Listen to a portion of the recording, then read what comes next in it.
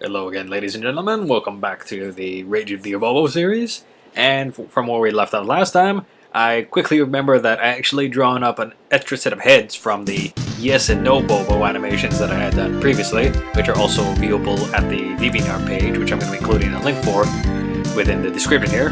And in order to have a little more fun here, we're going to have Abobo actually lean back, and as he's leaning back, his head will also tilt backward, or tilt upward I should really say, and he'll be having an angry expression that way rather than just looking straight forward with his extremely unhappy face, for lack of a better term, his angered face. Pretty much in order to pull it off, first we're going to actually use this added angle here from the fact that we'll be looking a bit further up in order to give the really angry eyebrow the look. Otherwise it would really just scrunch up his face from the normal 90-degree perspective a bit too much. So this is a good way to get around that issue. And we'll add the extra large grimace there with the gritted teeth. And from there I'll be able to put that into play, and it'll fit fairly nicely over where the current Abobo head is, at least if I'm doing this right. And let's experiment with the open mouth. Now we're gonna keep it with a clenched teeth here. And at this point, the reared head back, or the upward head, will be happening as he's really starting to shake his arms, and that's how we're going to be working for this animation. So now that I got the head generally set up right, let's get rid of the old head. We can keep the original jawline as kind of a way just to work as a placeholder. He'll be going right over there, fits comfortably enough. Can also transitions fairly nicely, so let's go from there. Right now that we have the general head working, I'm going to also add it to the other part of the kind of up and down cycle here. I guess it would look a little strange if he was looking at a 90-degree angle, then suddenly he started looking at a higher angle there, up and down. Although now that I think about it, if this happened to have any ring ropes involved, then it would work really well, but I doubt I feel like drawing up a RCR-styled Ultimate Warrior anytime soon, so if in case I do, I'll save it for that idea though. Right now that everything is taking place. One of the other things which I kind of realized partway through, okay, that visually puts it in place. One of the things I realized partway through is that although the hands are in the same, or in the right general position, one thing I hadn't done previously is, which I'm realizing at this point of the recording, that I needed a real hand, kind of a real transition to get it to the really pumped up hands shaking at the side section of the animation here. So realistically, in order to get to that part, as I do something to help identify the shaking later on, I decided that what really needs to be done is Abobo actually needs to go and raise his hands up at least a little bit, kind of cock his arms off to the side, and then he needs to drop his arms in a really pumped up fashion. So that's going to be the next step of the program here. And I'm going to drag the arms off to the side as we begin drawing up those pumped up hands. At this particular angle, it's kind of be not exactly a 45, actually probably give or take would be a 45-degree angle of some sort here. You wouldn't actually be seeing Abobo's fingers yourselves, you'd be seeing the back of Abobo's hands. So really you're just the back of the forearm first, just to get everything up to scale. And then from here, I'll be drawing the back of his hand, which at this angle, it's kind of hard to work out exactly how it will work, but at most you'd see the indentation will be the knuckles on the 3 visible fingers. And from there, it'll be kind of a line or two max of the yellow highlight, or kind of yellow skin tone, however you want to look at that. But the highlight would only be really just one straight line or so going across the back of his hand, where the knuckles would be. Rest on there is pretty much just get it in place and have the outlines in place. And fairly happy with how it looks here. Might have to adjust the hand a little bit more, but for the most part, the pumped up hand is in the right place. So now I got to repeat it for the other arm, which let's see, I believe just because it shares the same general angle. Oh wait, at this point I'm still messing around with the exact placement there. I think I move it back a little more, or at least adjust the arm, because it looks a little awkward now on camera, but I do a little more tweaking as it goes on there. But I'll probably be copying something very similar, or making a small adjustment in order to do the other arm as well in the same fashion. Actually, now thinking about it, let me correct myself there. The arm in the background would actually have a slightly different angle after all, and the reason behind this is because of the original start pointing animation, at least from the point of view of the player, the arm and the forehand would be closer to them, and the way it would be bending would be requiring more foreshortening, and thus it would be kind of a more straight-on view, whereas the arm in the background is actually a little more to kind of a flat plane there, and thus the angle that would be pointing at would be closer off to the side, or in this case to the right of Abobo here, instead of being straight forward as it was for the foreground hand.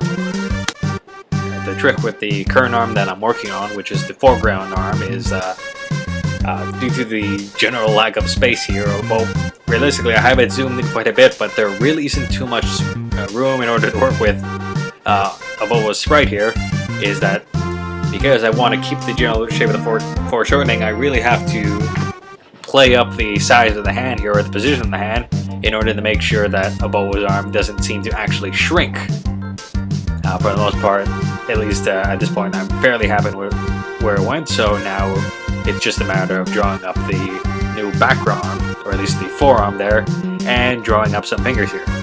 Unlike what I just did here, it's a little more off to the side there, so you'll be seeing a little more of the, let's see, what part of it? A little more of the pinky on that arm, as opposed to the really kind of a foreshortened arm for the forearm, where it's mostly you're just seeing the back of the hand. And of course, actually no, from this angle you still wouldn't see the thumb too much, so it's really just more of the pinky on that hand and the that part of the palm that's related there, and just making sure the general indentation from where the forearm diverges from the bicep lines up correctly, since it's a little more apparent here than it would have been in the forearm, where it's honestly really blocked from that view. For lack of a better term, it reminds me a bit of some old advice. I don't remember exactly who said this originally, but the advice goes something along the lines of, if something is technically right, but it looks wrong, then it's wrong. But if something is technically wrong, but it looks right on there, then it's probably right. And that's usually how it kind of works for pixel art, especially at this small of a scale here.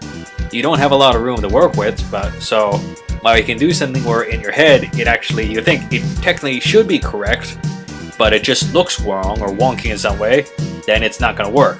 But if you do something where if you knew if it was on a larger scale, this would be problematic or look wrong, but at something of this size, it looks like it fixed pretty well, odds are you're probably in the right direction. Anywho, heading back here, at this point I'm fairly happy with where the flexed arms are. Right now we're beginning to make the real adjustments to the kind of lean back. We'll actually be leaning back for the up and down frames for the really angry part of the cycle here. In this case, taking cues from the Incredible Hulk trailer of stuff from the original PlayStation 3 game, well, PlayStation, Xbox, so on and so forth, the next gen systems here. I decided to have some fun here, and we're going to have Abobo lean back as he's doing this, kind of like how Hulk would really lean back as he's yelling and screaming into the heavens and just shaking his arms about before he really does anything. So at this point we need to have Abobo also kind of spread his legs out just so it makes his overall stance a bit larger, and this would also involve him basically leaning his back a bit more, which is why I dragged his torso around as well. Part of it will need to be redrawn a little, but for the most part, it's kind of you go along with the already set up grid lineup for his abdomens and torso here, and subsequently move the other layers into place. Since give or take minus a pixel or two I might have to fill in, they still line up pretty nicely with the body, at least on the upper part of the torso. And after I'm done messing around with this bit, of course, for the frames where his arms are really just kind of bent up and flexing, then I will be needing to add a bit of a knee bend in order to really sell the fact that he's pretty much started standing normally, then it bends downward, and then lurches back in order to get really angry. And that's how we're going to sell this animation. Alright, in terms of lean back, I think we got everything on the leaning cycle, the up and down cycle for the most part, that's taken care of. So now, aside from some fixes, mostly just to fix a few small details and some outline features, I think, yeah, we're just about good in order to start fixing the transition a bit more. this case, before the lean back, we have to have knee bending as well as a slight change in just kind of footing position in order to make the transition into the full lean back posture make a little more sense. So now we have it so the back foot will actually step back a bit as it's starting to bend, and that way the transition from pretty much the idle position to the lean back position will make a little more sense that way. What makes some of these leg transitions so much fun is I'm not sure you might have noticed, it's a little obvious, but Abobo is basically 60% upper body, 40% lower body. With the way the threads here are set up here, for the most part, there's a lot of detail in the upper body just because it occupies so much space, and then he's kind of got stumps for legs, for lack of a better term there. So basically, anything I'm doing with his legs, anything involves kind of a bending or kicking or anything else, I basically have to be careful on a line-to-line basis for the most part. Since if I add too much, then he'll suddenly grow in height noticeably, or if I pull too much away, then suddenly his already stumpy legs just got chopped off that much more. So really, there's not too much you can do with that one. He isn't very kick-centric, I'll put it that way, ladies and gentlemen.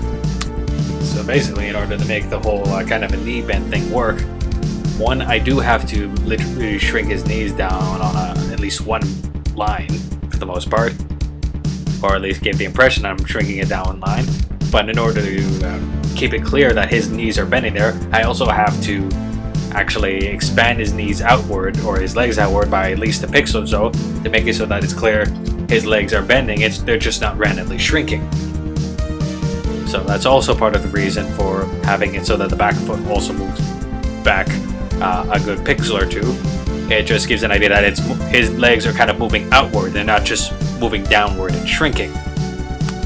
And the remainder for this particular part of the video, I'm just adjusting things in order to make sure the knees are give or take the right place. On the back knee, I need to push where the boot starts at least a little bit down in order to imply that the knee should be a little more visible there and might be covering up part of where the boot would be appearing. And I have everything generally in the right location now. All the main body parts are in the right spot. So at this point, we're just gonna be doing a little quick testing to make sure everything's animating at give or take the right place. For the downward frames, would want that to last a little bit but not too long, and the actual up and down cycle need to go really quickly in order to really sell the fact that he's shaking with anger. So at this point, you can see I'm adjusting the timing on the various frames right now. The startup would be a little slower, the downward frame would probably last a little bit more. I might need to add an extra frame in a moment, and of course the up and down shaking, those frames need to be much faster in comparison, which I've already added copies of those frames in there just to test that part out.